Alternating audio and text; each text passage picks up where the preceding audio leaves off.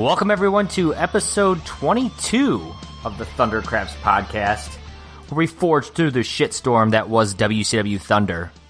I am your host, the living loophole, Josh Kaiser. And joining me today, a man who thinks a moonsault is something you get at a diner, Kyle Hoagland. Dude, that particular match just had a bunch of, like, God, which one of these is Kaiser going to use on me? What's going on, everybody? There were a lot of good ones in that one, that's for sure. Of course, this is episode 22 of WCW Thunder. It is June of 98. Should I show the date there, buddy? I did not write the date on my notes, which is why I don't have it in front of me. What is it? I got you. I got you. It was June 24th. 24th, there we go. You were My close. apologies. Yeah. It is June of 98. It's WCW Thunder. Of course, we know that Bash at the Beach is coming soon, Kyle. But in the meantime, the hottest ticket in town, it's not the Magic Kingdom. It's not Universal Studios, but it is tonight in the Arena for WCW Thunder. Of course. And I guess I agree with that because they said it. Of course, that's Tony Schiavone selling us on all of that. Bobby the Brain Heenan. And Kyle, you'll be happy to know Lee Marshall is back. For what seems like a very limited amount of time on the show, though. Yeah, like he's there, too. But I feel like he leaves like halfway through the show and never comes back. A little sad, but I'm glad to see him at the beginning, though. Right. Yeah. Well, we can only do what we can do with him, and we will miss him, but it's okay that he's here in his limited Lee Marshall. I don't even know the word I want to say. Just I would say his limited Lee Marshall. Yeah, there you go. Of course, they're discussing the big press conference that we were hyped for last Thursday at this previous Nitro. Karl Malone, DDP, Rodman, Hogan, of course, all there. They signed it, and they're basically discussing that this is the huge spectacle. All the media in the entire world were there. This is a really big deal, Kyle. And then, of course, mentioning that they were on the Tonight Show. So there's just a lot going on here, and it's going to be a wonderful day at the beach, July 12th. So there's a lot of hype for this match. I was hoping that they would show some of the press conference, but I don't know if that was like not something that was done by Nitro or done by WCW. But it just seemed really weird that, and we'll go through this throughout the show, but there definitely is a very limited, if not complete, absence of replays and recaps on the show. For a show that recapped a lot, typically I don't know if there's any replays on this entire show, to your point. So yeah, interesting that they didn't show us anything from the press conference when that's all they talk about during the show and all they talked about last Thursday. So kind of interesting, but you're right. No, to your point, maybe there's a trademark or somebody's got the rights to it outside of WCW or TNT or something. They just didn't feel like showing it, but I just can't imagine that'd be the reason. So I don't know why they don't show it, but they don't. And the show starts out. Out comes Smokey the Giant, Kyle. He's accompanied to the ring by Vincent. They're gonna cut a promo. And I had to laugh because the Disciple is kind of Hogan's belt carrier, right? He holds the world title. Vincent, meanwhile, carries the Giant smokes for him. So. Just good. When I first started looking at your notes, I'm like, wait a minute, Disciple wasn't out there. Then I'm like, oh wait, never mind. You were just comparing the two together. I'm like, first of all, I don't think they're paying the Disciple enough to also accompany the Giant. So Vincent needs all the TV time that he can scrounge up. So it's good to know that with Disciple being like another crony of the White and the Black, it's good. It's still good to know that Vincent still has work. That's right. Giant's gonna get on the microphone, call the crowd a bunch of monkeys, tells them to shut up, and asks Sting what he's been smoking, and says that Sting basically stole the belts from him in a legit match that he lost. Right, exactly. And then he says the Big Spoon's not here tonight, which took me a minute to realize he meant Kevin Nash. So Kevin Nash is the Big Spoon. Oh, come on! You don't know that that's like NWO's name apparently for Kevin Nash, which is it's that big sexy, it's Big Spoon. Big Spoon. Yeah, well. And he basically says to Sting, if you got any guts or heart, you'll put the belt on the line tonight on Thunder. So we're not even going to talk about the fact that he says that in this that he's going to kick her. He's used to kicking around Nash like a puppy, like he kicks around a puppy that pees on his carpet. Oh, that's right. Yes.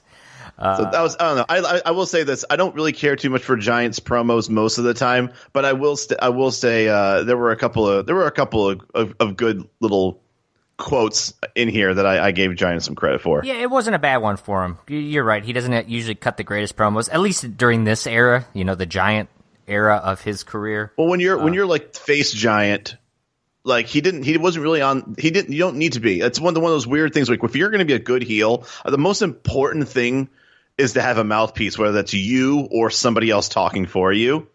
And so when he was a face and no one talked for him, it was okay because he was a face and he just wrestled in the ring and did all the right things.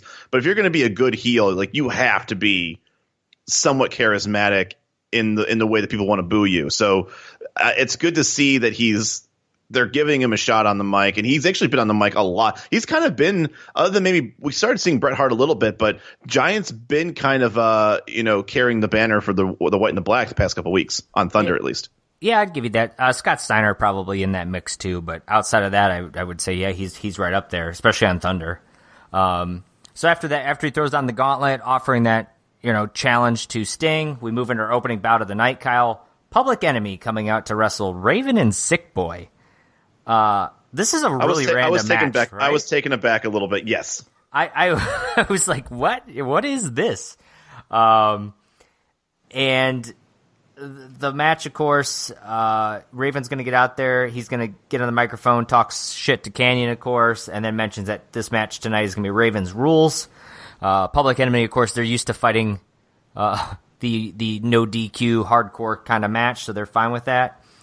I had to laugh. Lodi had a sign, Kyle. It said Shaq flocked Orlando, of course, because they're in Orlando, and Shaq, like 2 years prior to this, left the Magic. But Lodi with a little cheap heat there.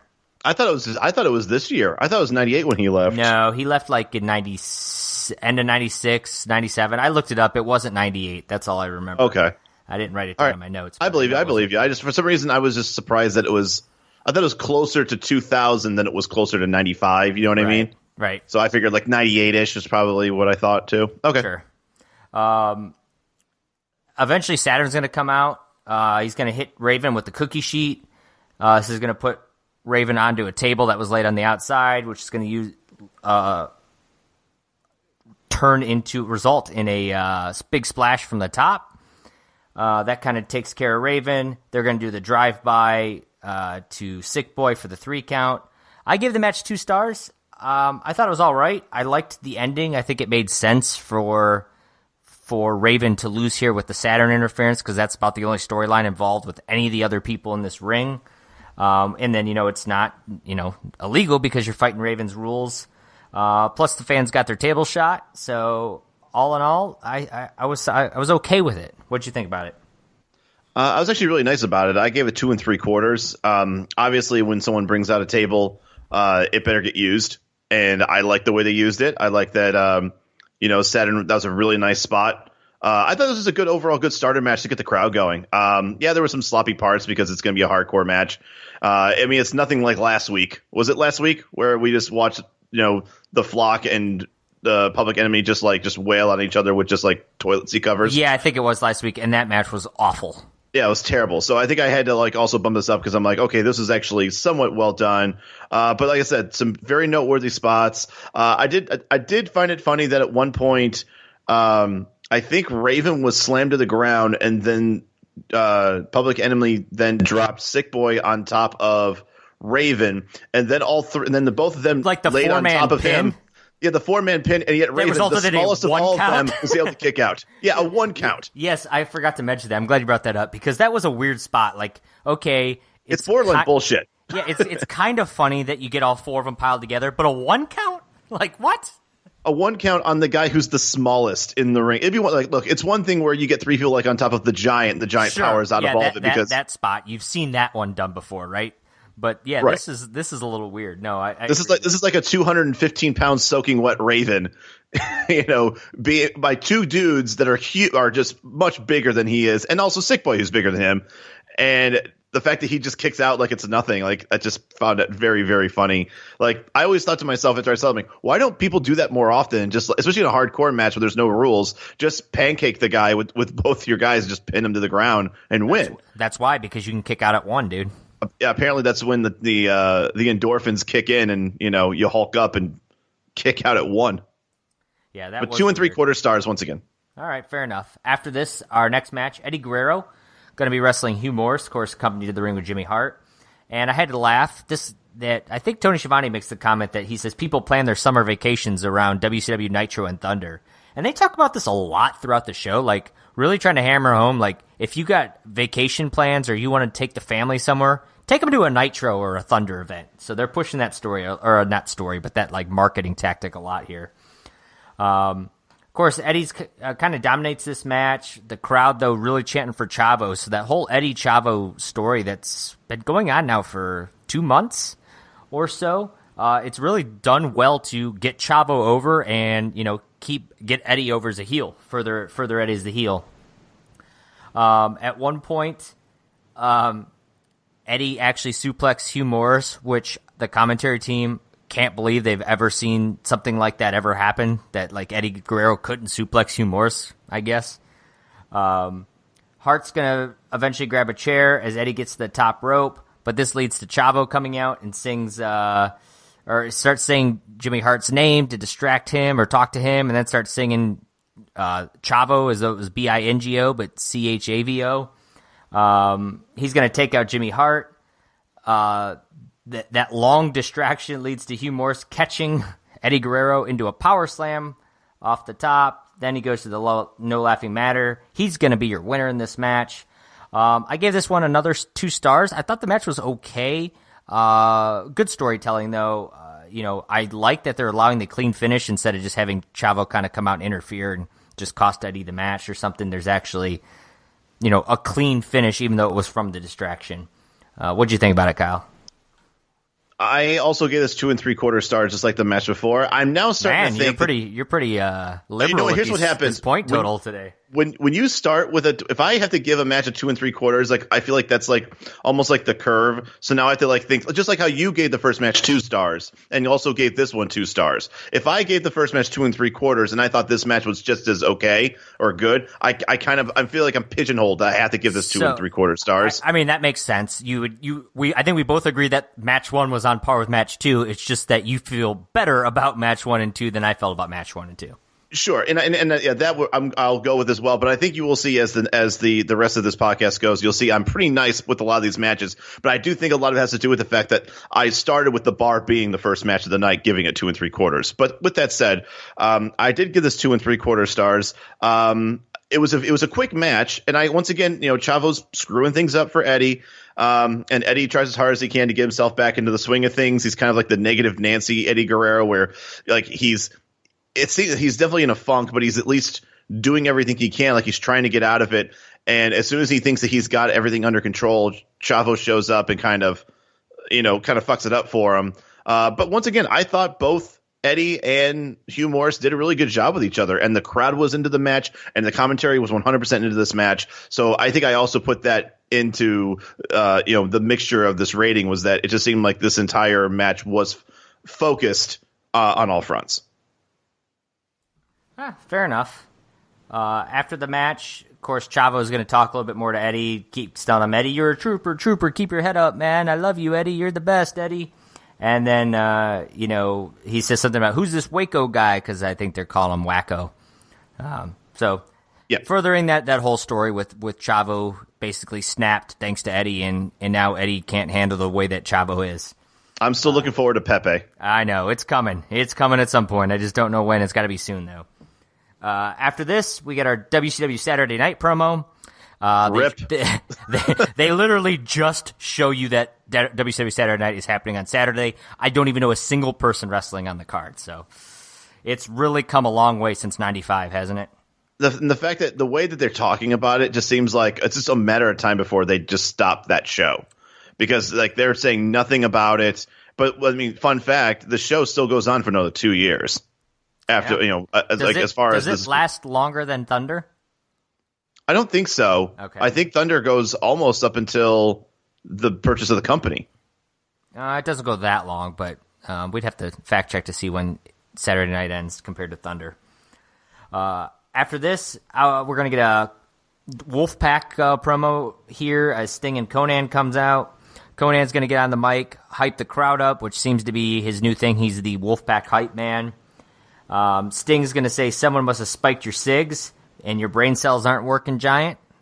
And he says, you know what, you say I have no guts and no heart. You're wrong. I'm going to put the titles on the line tonight, and says it's Wolfpack rules, and Lex Luger is my partner tonight, which I feel like Conan being out there is like, I mean, come on, dude. I'm standing right here, and you're going to take Luger as your partner? I mean, I would take Luger as my partner. Well, I mean, it's fair. But then things got really weird here. I feel like Luger was supposed to come out at this point, and he doesn't. In typical Luger fashion, I was going to say, are you shocked that Luger misses a cue? The guy can never hits his cues right. So they sit there for a minute, the music plays, and then he gets back on the mic and it's like, I'm going to go find Lex Luger. And First of all, why not just have Luger? Here's the only thing I can think of. That the original spot was supposed to be, all three of them are supposed to be out there together. And that he's just going to then say that, hey, because they don't need to announce and bring in Luger. We know he's in the Wolfpack. It's not like it's like a shock. I was like, oh my God, Luger's here. Like, yeah, of course he's here. So, but apparently something must have happened where it was just going to be Sting and Conan, and then announce that Luger's going to be there. Luger then comes out to another pop. But then once again, I don't know if Luger had a big running dump. I have no idea. But yes, I definitely noticed that. I'm also I just find it funny that instead of calling him Lex, like, I'm gonna go get Package. Like, yeah. That's a weird. That's a really, really bad nickname for anybody. Yeah. And even the commentary was like not sure what to do about this whole thing, because they're like, oh, okay, well, that's it. Like they had nothing. Like, I think just that whole entire thing was probably just completely just botched from a production, and also I would assume just Luger not being able to come to the ring at the time. Right. After this, we're going to get the commentary, going to discuss things.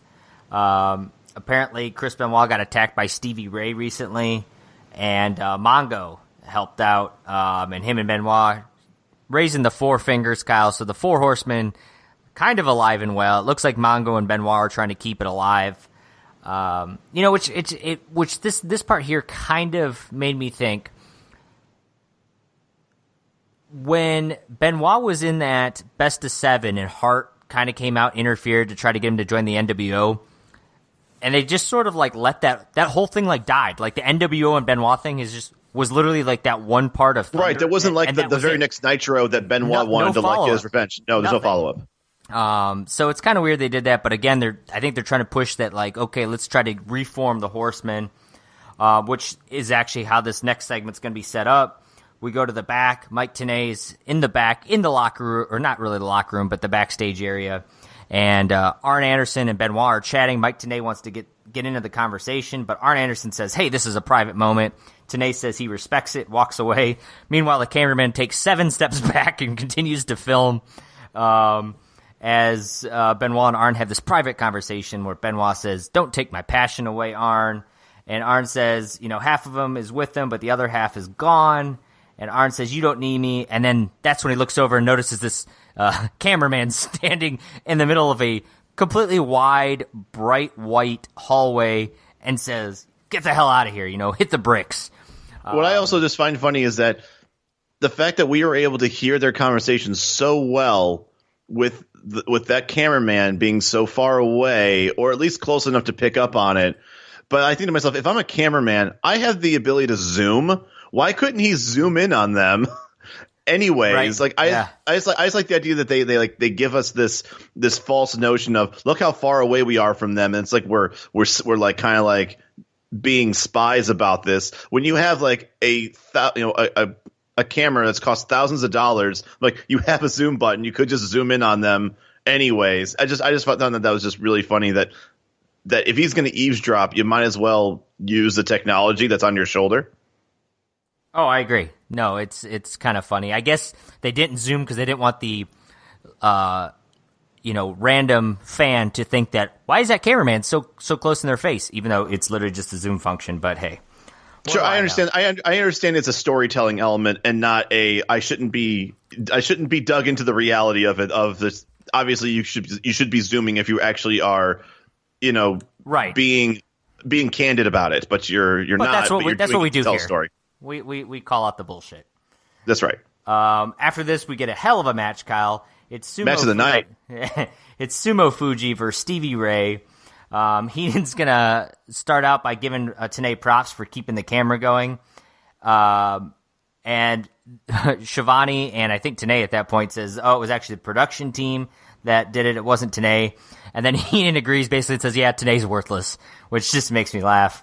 By the way, slapjack for a 3 count. Stevie Ray's going to squash this pretty quick. I gave it a star and 3/4. The only thing worth talking about in this match was that Tenay was worthless and that Stevie Ray likes to spit into the camera. Yeah, he does. I also gave this a star and 3/4.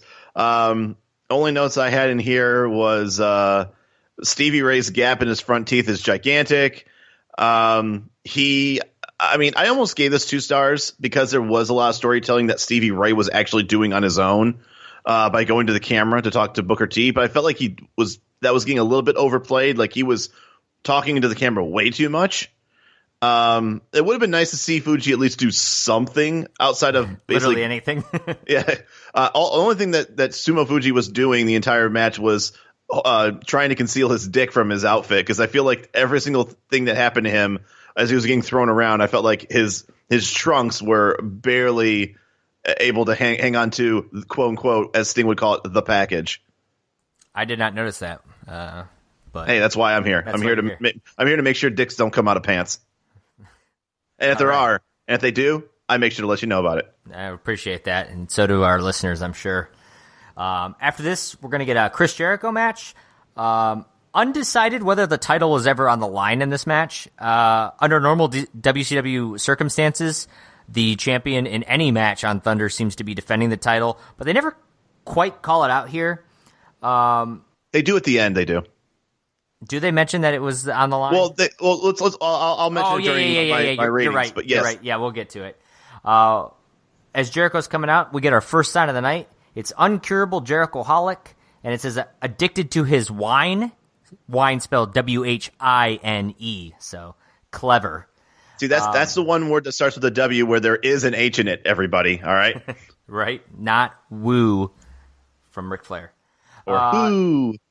Jericho's going to get on the microphone before the match, say he's the greatest champion and legal eagle of all time. He says he will defend his belt within 30 days, just not against Dean Malenko. He tells Dean to stay home because he's never, ever going to get a chance again. This brings out JoJo Dillon, who's going to say, if you worked as hard at, defending the title as you do at avoiding wrestling Dean, basically. He said you could be the greatest of all time. He said, which Jericho takes his belt and shines it with JJ's tie, which I appreciated. And then JJ Dillon says, you were absolutely right that there is this loophole that you don't have to defend it against Dean, but you were right because adjust your calendar, July 12th at Bash at the Beach, you're defending the title against Dean Malenko because we can change the rules. So, JJ what Dillon, a twist in the storyline, everybody. Didn't see that happening, right? But in the meantime, Ultimo Dragon's going to come out and get his title match, I guess. This match was actually highly entertaining. A lot of high-flying action here. The only part that I thought was sloppy in this match was when Jericho goes to do the lion salt and Ultimo Dragon's going to reverse it with like a drop kick. I just didn't think that they timed it right. No, I mean, and once again, was my only real gripe with the match, and I think that's such a hard thing to pull off. It's not an easy move, so it's not like he slipped on a body slam or something stupid. I will agree with you there; it was a tougher move to do it.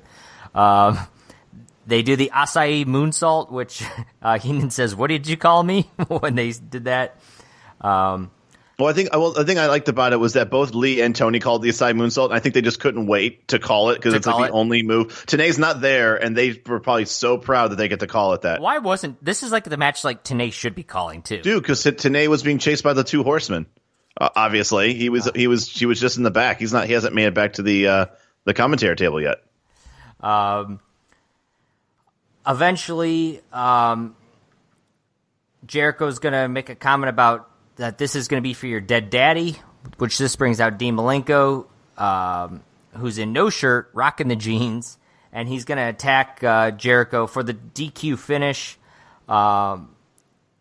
I gave this match 2.25 stars. I really liked it, but I didn't like the ending, and I thought it was kind of shitty that Ultimo Dragon lost out on this because of this, DQ from Dean Malenko, who's supposed to be your babyface in it. Well, I guess I will say I disagree. I actually was okay with the ending. I gave it 3 stars. I love the match. I thought the ending was a little stupid, but I do understand Malenko being super pissed that, people saying, hey, this is for your dead daddy. But I do feel bad also for Ultimo Dragon because he kind of I would have actually liked it better if Jericho had Ultimo Dragon in the Lion Tamer. Yes, and I then would he agree came out with to you stop there. it. But instead, he's in the Dragon Sleeper. Yeah, he's actually about to. Ultimo Dragon's about to window, right? Or about to win. Yeah. But anyways, I know. Also, he would rather fight Jericho at Bash. Okay, let me restart this because I seriously my notes just closed and I got back here. I understand Malenko being pissed, and also that he would rather fight Jericho at the Bash than Ultimo Dragon. So if Ultimo Dragon were to win the belt and Dean Malenko's the number 1 contender, he doesn't get a shot at fighting. See, I think Jericho. he could have just changed it and said, you know what, screw that, JJ. Like, I don't care. Like, this whole time, like, Dean's story isn't that he cares about the title. Jericho cares about the title. Dean doesn't give a shit about the title. Like, that's just like an ancillary part of this feud. Like, he wants revenge on Jericho. Like it. If they could just be put together in a cell, that would be the perfect scenario. Like, he doesn't care if the title's on the line. I guess you're right. This is more about the personal grudge than it is about. I think it's more about the fact that Jericho doesn't have the title, and that makes Dean Malenko probably more happy than anything else. So I guess that's okay. 2.25 stars then. No, I still say 3 stars because really the match still was a gem. There were a lot of falls, near falls finishes, some really cool spots. I think there was one part where Jericho hit like a tiger suplex on Ultimo Dragon. It was literally like a 2 5/6 count. Like it was so like I thought that was the end of the match, and he kicked out of it. There was a lot of spots for that, and I think that overall Ultimo Dragon is just one of my favorites as far as like if we ever go back and look at some of the best matches in WCW, Ultimo Dragon's in a lot of them. I agree with you completely.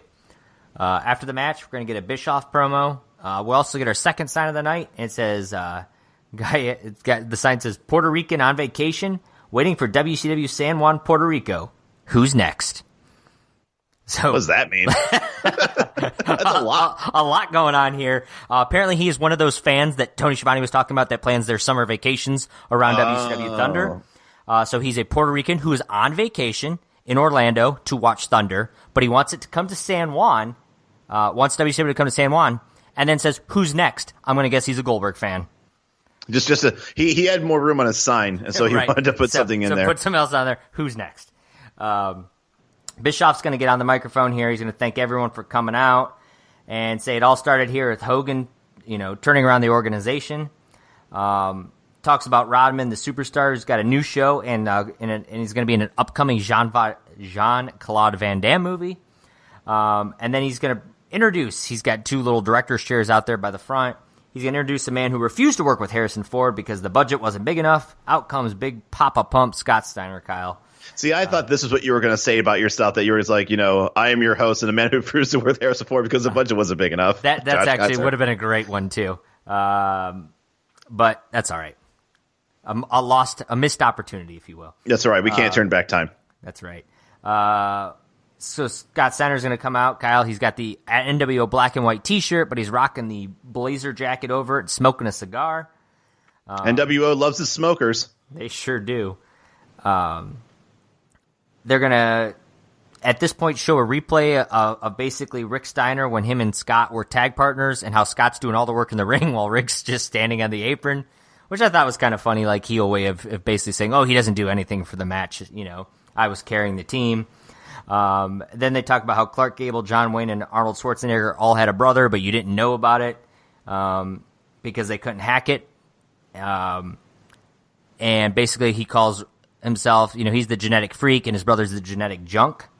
Says that Rick says it, or Scott says that Rick's basically, it's not his fault that, Rick was too stupid to join the NWO. Says, you aren't holding me back anymore. And The only other thing I want to mention about this promo was that Bischoff multiple times was talking about this, was like yelling into the crowd, like, oh, hey, like talking, catcalling women, and says something about this dude in all green. And he mentions it a couple times. I'm like, I thought it was really weird. And then they cut, and there's a dude painted in all green in the crowd. Dude, I think one of us would have done that. Just to get, if I know that that's all it takes to get called out, I would have just gone in there in full green body paint. It was kind of funny. So that's your promo there. We're going to go to the commentary team. And the commentary team is going to let us know that during the break they got a call. It's Diamond Dallas Page. He's on the line. He calls Tony T-Bone and says, I wanted to be there, but me and the big man, he means Karl Malone, are getting in a big rig from Salt Lake City, and they're heading straight to Tampa. Of course, Tampa's where Monday's Nitro is going to be at. Tells Hogan to bring that pencil neck Rodman with him, and he's got a surprise for him. So we expect a semi coming, rolling into Tampa Bay on Monday with Karl Malone and DDP, Kyle. So a little hype for Monday. Two things about this. One, the oldest time trope about the fact that the commentary team happens to have some invisible phone where they can just talk to somebody. Like, oh yeah, we got a phone call from DDP. Like, I was like, where the shit's your phone? Like, who's answering phone calls? And how does DDP have the number as they're in Orlando? And second of all, and I know that I shouldn't care about that, but I do. It's just one of those like weird things that I've never understood. The whole, hey, we're on the line with Roddy Piper. They just call in and they feed the they put the feed through the audio so everyone can hear it at once. It's like, hey, we got J.J. Dillon who's in Atlanta, just saw this match. He just wanted to call us real quick. But then the other thing I thought was funny was DP keeps on saying like, oh, we got a surprise for Hogan and Robin because we know how much Hogan loves surprises, and then goes on to tell him exactly what the surprise all the is. Chairs in there. We're coming in here with an 18-wheeler full of chairs, and like, okay, well, thanks for ruining the surprise. Seems like a waste, right? I mean, like, oh yeah, it's totally unnecessary. There's plenty of folding chairs at the arena, and you're going to get there a lot quicker than driving a semi from Salt Lake City to Tampa. And also, that's just like not efficient. You're going to spend a lot in gas. I mean, you're going all the way from Salt Lake to Tampa, and like in an 18-wheeler. Like, how is WCW paying for this? Are they paying for the chairs? Do you expense that? Is that something Bischoff will like approve on the expense reports? Like, is this like the old DDP? Is this the old Diamond Dallas Page money? Because I know his old shtick was he was like a really rich gambler. Like, does he still have some gambling money? Like, I feel like there's more questions that need to be answered that we didn't get answers for. I agree. Thankfully, our attention's diverted quickly, so we can't ask too many questions because we got a great match on our hand, Kyle. It's the Barbarian and it's Hacksaw Jim Duggan. I feel like every time Duggan's wrestling, he's wrestling somebody from the Dungeon of Doom at this point, or former. I think that's where his skills are at their peak. So I'm not going to argue against it. Yep, that's fair. Of course, Hacksaw's going to start the match up by charging in the ring with his 2x4, but Mickey J puts a stop to that before things get out of hand. The crowd, God, he is over, isn't he? I know I say it all the time, and we joke about it, but these fans are loud. I mean, the USA chants are really loud in this match. They've had nothing really to chant for a while. I mean, like this whole entire thing. So I think it's they needed to like decompress, and this is definitely a decompression blow match. Their load of cheers, and that's exactly what Hacksaw of civic pride. Yeah. This is also the match of who can throw the worst punch, because as much as I love Hacksaw, he can't throw a working punch at all. In a match of who can do the worst punches, there are no winners. He is going to get a 10-count punch, though, in the corner, Kyle, which, Duggan, again, knows how to play the crowd. You get a 10-count punch. You've got me. If you get a 10-count punch, Jim Duggan will get Jim Duggan over with us. That's right. Hugh Morris is going to come out to help his partner, the Barbarian. He's going to toss the 2x4 while the ref's distracted.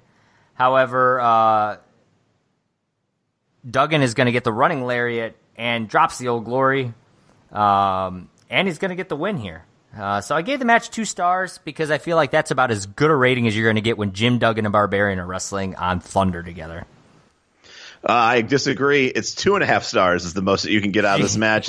And I was you have been friendly. I feel like this is the week, if you were one of those professors, this is the week you want to turn in all your work because you have been Very friendly with all the grading this week. Right. Like I must have just gotten laid or something. Like I'm just in such a good mood. But no, I honest to God, like you're 2 bottles of wine deep. You just watched the season finale of Grey's Anatomy, and things are going well. So you're just grading on a high. It's most certainly. I was honest to God though, I was thoroughly entertained. This was just some Saturday morning '80s wrestling antics, and I just for whatever reason just it was a feel good match for me. It just was. I think everything that they were supposed to do. This is exactly the exact limit of what Barbarian and Hacksaw Jim Duggan can do in a match to make sure it's still fun to watch. Heenan was a gem during this entire match. And I think he helped bring this up. The commentary team was great in this match. I mean, just some of the things here. Like he said, do you realize how much damage Duggan would do if he could see you? Because you like how he's always like cockeyed and like has like a weird, like he's cross-eyed when he wrestles. Yes. Yes. The whole, he thinks a moonsault is something you get from a diner. Then he also says how his dad's a police chief, and he says how Hacksaw Jim Duggan's hands are really big, but Hacksaw's dad's hands are really big, and they're so big that his dad's able to hold 5 prune danishes and an eclair cluster ring in each hand. I'm sorry, like all of that put together, I thought I was thrown in a time like a time capsule and sent back to like 1988, and it was just a fun ride. So 2.5 stars. Fair enough. The one thing I did want to mention is Barbarian. What happened to his push? The dude was like squashing dudes out here, and now he's losing to Hacksaw. I'm about to say he was able to kick Prince Iakea's career into obscurity. I once again, you can't stop the Jim Duggan pop. I guess that's really as good as the Barbarian is. Like Jim Duggan is Jim Duggan, but yeah, I think that Jim Duggan has no storyline, and at least Barbarian has something to talk about. So you would think that he would by default come up with the win. So yes, that was a little bit weird, and I don't know if maybe this whole thing with like Hugh Morris trying to help and screwing it up for him, maybe something happens with Barbarian and Hugh Morris, like coming to blows or being angry with each other because of it. Maybe Barbarian screws up a match for Hugh Morris, and then while the both of them are kind of at ends, that's when Ming comes back and just lays waste when the dungeon's a little bit divided. That's the only thing I can think of, but at the same time, I do find it weird that Duggan is about as neutral can be as far as where his development is, and then Barbarian at least has development in his story, and he just takes a clean loss. Yeah, it was kind of strange there, but we'll have to see if they do anything more the Bing story, because I haven't heard Ming's name in a little while either. So I don't know. Maybe more is happening on Nitro. You never know. After this, we're going to get a backstage promo. It's Chris Jericho talking to Ultimo Dragon, where Jericho's basically telling Ultimo Dragon to go to the committee because he deserves the title match, not Dean. Dean basically screwed things up for Ultimo Dragon. So this kind of answers the question that maybe the title was on the line previously, and now Jericho's sort of playing to that, not wanting to fight Dean, so Ultimo Dragon should get into this match instead. And then you hear Jericho yelled, or his name yelled by Dean, and he chases him off. And Dean and Jericho run off like in a speed as if it looked like two kids navigating around a public pool. Like it looked like they were trying to run away, but like the floors are just recently like buffed, and that they were afraid they were going to slip and fall on live television. So they were running like they were tiptoeing around like a wet swimming pool. Right. Yeah, that's actually a great way of describing it, because you're right. That's exactly how it looked. After this, we get another tag team match. Out comes Disco Inferno. He does his dancing. Out comes Alex Wright. He does his dancing. Heenan's going to call them the Dancing Fools. And I'm pretty sure they're a tag team, like at some point called the Dancing Fools. Is that now? I don't think so, because first of all, they're not coming out together. Right. And I know when they are the Boogie Knights or the Dancing Fools, they come out together in their matches. So I just thought it was funny that the Dancing Fools, I think, was coined by Heenan just then. I don't think they become the Dancing Fools till later. And did they like watch this match and then decide, you know what, we should stick these two guys together? I really think so. I think we are seeing the experiment that is the Dancing Fools happening right now. So all you listeners out there, don't ever think that you miss out or that you're, not getting, exclusive stuff on WCW Thunder, because you may have just seen the dawn of a great tag team right here. So one of the greatest of all time that never won a title, I don't think. And Heenan's going to say that they should tag up. And it turns out they are, because at first I thought maybe it was Alex Wright versus Disco Inferno.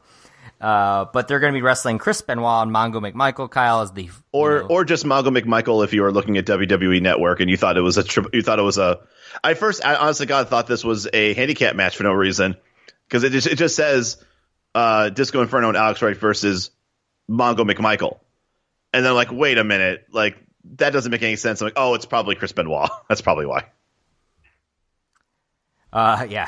Benoit is going to chop the ever-loving fuck out of everyone in this match, but especially Disco. Like, holy shit. Like, there's like, did chops. Disco say something mean in the back? Benoit definitely turned it up on Disco's chest. Yes, it was painful to watch those. Holy shit. We go to commercial in this match. We come back, and Benoit still's chopping the fuck out of Disco. The crowd is chanting, "We want Flair." Of course, you're still not going to see Flair for quite some time, but, with the Four Horsemen in the ring, it's kind of inevitable that these chants are going to happen. Or especially with the chops. I think the chops also kind of sparked it in everybody. The Horsemen are going to pretty much dominate this match for quite some time. Eventually, Mongo's going to hit the spinebuster a la Arn Anderson, but not quite nearly as smooth. This leads to a flying headbutt and a crossface.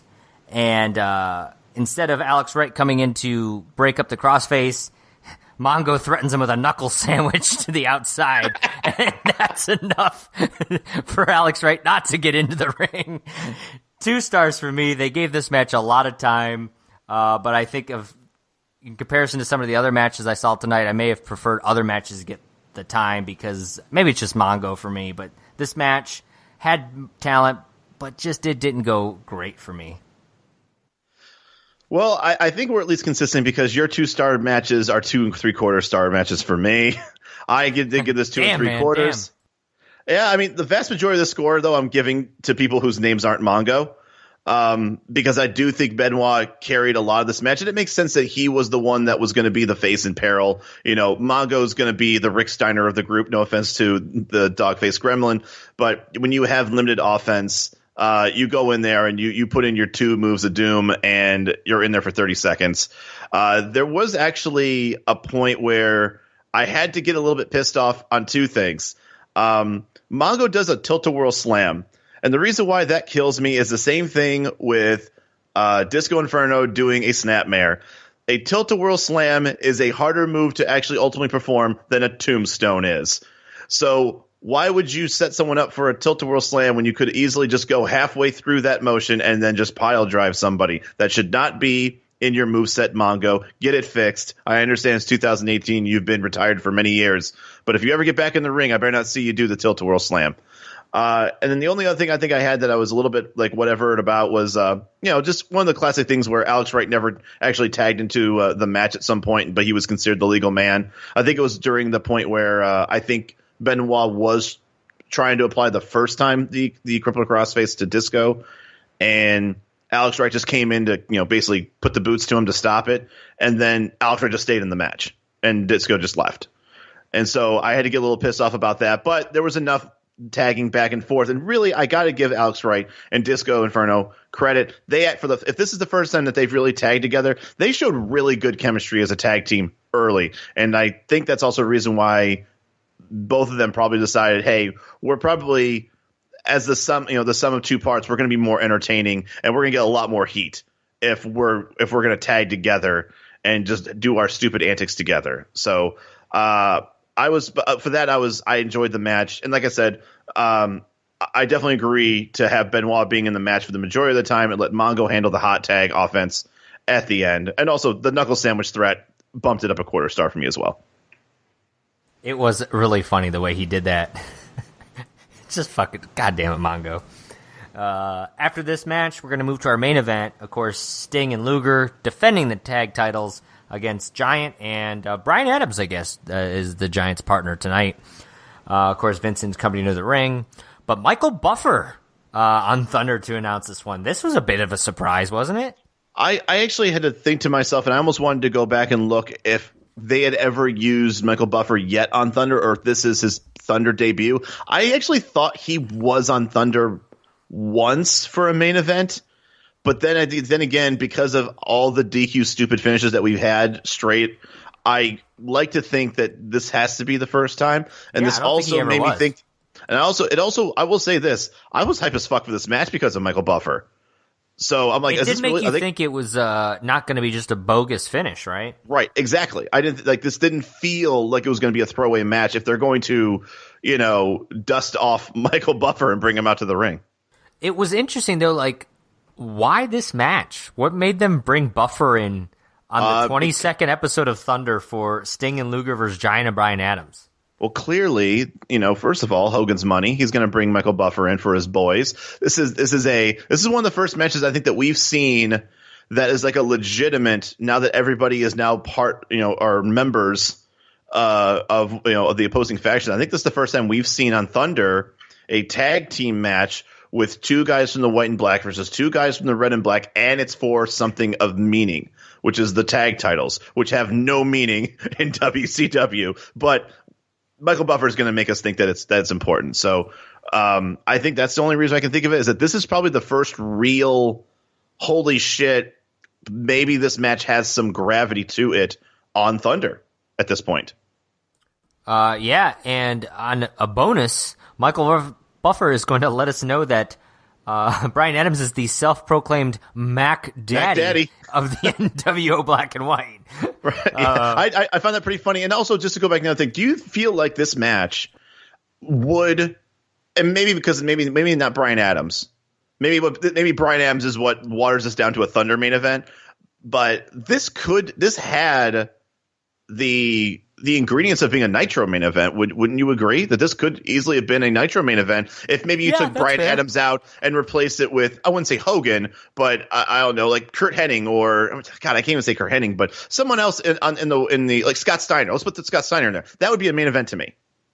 I mean, I don't even disagree that Bryan Adams couldn't be in that spot at this point. Sure. At this point, I agree, but I think that's another reason why I think you throw Michael Buffer in there, because I could say this is probably the first Thunder main event with gravity, which I would say, wow, this really could be a main event on Nitro, and we're going to get it on Thunder.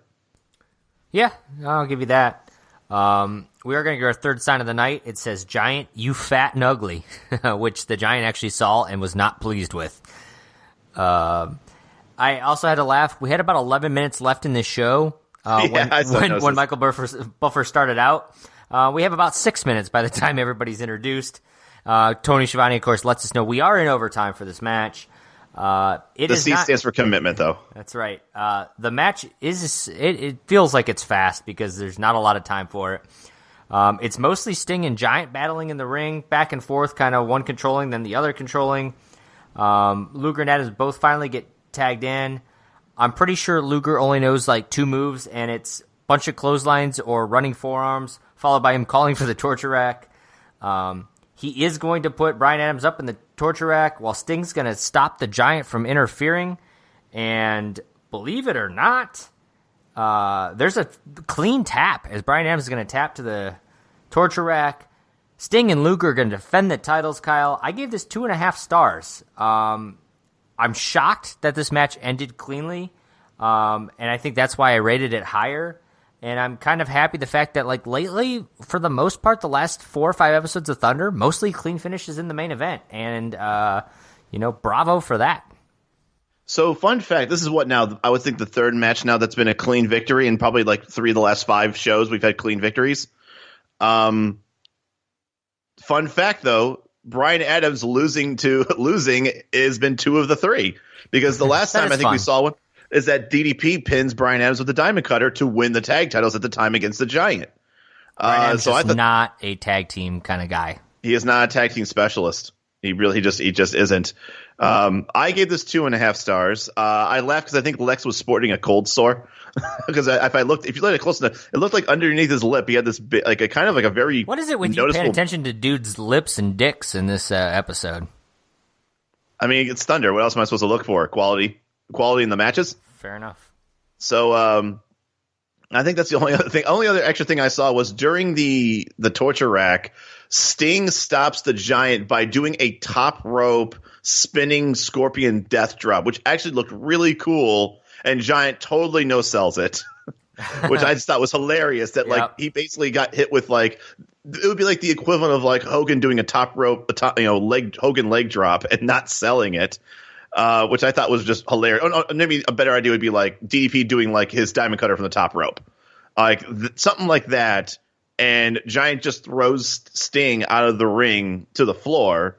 But yeah, I thought it was an okay match. There was really no time to let it breathe because you had 7 minutes out of the 11 with Michael Buffer talking about Bryan Adams being the Mac Daddy of the NWO. But yes, Giant and Sting carried the match. Lex and Abs were in there for about 45 seconds for the ending. And yeah, I mean, it was okay. But I do find it weird that I gave this 2.5 stars and then yet gave, what did I give 2 3/4 at the beginning there? Public Enemy versus the Flock. Raven and Sick Boy. I gave that a better match rating. Yeah, you can also tell that at some point during the week I rated this. I watched the show, half the show, and then the second half of the show I watched at a later date. You were sober for the second half of the show. Yeah, I had my coffee during the second part of this, so I was probably a little bit more of a cynic. But still, 2.5 stars, clean victory. Can't really complain too much. Yep, I agree. After the match, Rick Rude and Kurt Hennig are going to come out. They're going to start to attack Sting and Luger. Conan's going to come out to try to help, but he's just going to end up getting his ass kicked too. Shivani, of course, lets us know we are desperately out of time. The Wolfpack continues to get their ass kicked, and they let us know, or they fade to black and show us a Hogan, Rodman, DDP, and Karl Malone tag team match promo, which was a really weird way to end the show when there's chaos in the ring, but let's just remind you what's happening at Bash at the Beach. That's your Thunder. What did you think? Overall, match quality was actually pretty decent for Thunder, or at least the version of me that watched the first half of the show thought that. The action outside of the ring was limited, but I'm saying the recaps, the promos, but I felt they were still meaningful. So, and even like I said, the lemon match of the night, which I think we both agree was probably Stevie Ray and Sumo Fuji. I think it at least had its bright points because Stevie Ray just beat the ever living fuck out of him, and so. You know, Stevie Ray looked good. I'll just say that. It wasn't like both people looked bad in the match. I still find it odd and fascinating, and I mentioned this before, looking back on it as adults, that we have a face version of an organization that is still, at its core, was created to be against WCW. And it's almost like it's the lesser of two evils means that they have to be cheered because, hey, we're still the NWO, but we just hate the other NWO people. But we didn't go back to WCW either. So it's just so weird that the commentary booth is also kind of popping for the NWO. It just seems like if you're in the ring and if you felt like, you know, the white and black are the devil, then the red and black are just like another evil, you know, an evil being that just hates the devil more. And it's just like, what, you still shouldn't cheer that in. It's like the enemy of my enemy is my friend, though. So, you know. Right. But I once again, it definitely is. That's what it's showing up to be. I also like that they brought back, or at least I felt like they were kind of teasing, is Rick Rude going to be making a return soon? Because I thought he was retired from wrestling. No, he is, and sadly he passes away not too much longer than this. Maybe 2 more years he passes away. But they do mention with the whole thing with when Sting gets thrown out of the ring and Hennig and Rude both kind of stare down Sting. Both Tenay and Tony mention the fact that Rude and Sting have bad blood because of the fact that, you know, Rude has always blamed Sting for, you know, saying that what happened in their match in Japan retired him. And they mentioned that little nugget. I'm like, why even bring that up? And I really think that as the weeks go on, Rick Rude is going to get a lot more physically involved, to the point where I'm starting to think, like, was there, you know, kind of talks or maybe secretive training where he's trying to get himself back into, you know, getting cleared to be able to wrestle again.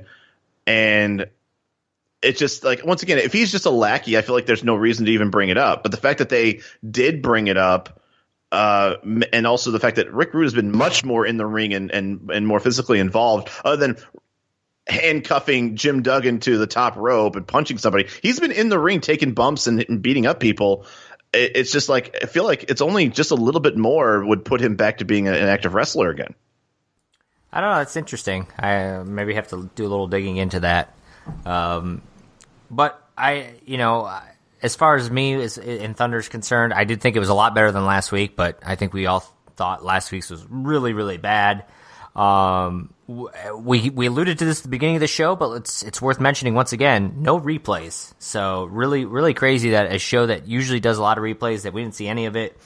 Our main event ended cleanly, and it's almost like an alternate universe where this isn't even Thunder. Right. I mean, you had Michael Buffer, clean finish. And there really wasn't a ton of major stars in this, but we still got a lot of the stories pushed. You got Eddie and Chavo discussed. You got the Four Horsemen storyline going in there, Jericho and Dean. And they still found a way to make sure every match we knew that Bash to the Beach was happening with Karl Malone and Dennis Rodman. So overall, I think a solid show. Not my favorite Thunder, but not a bad Thunder.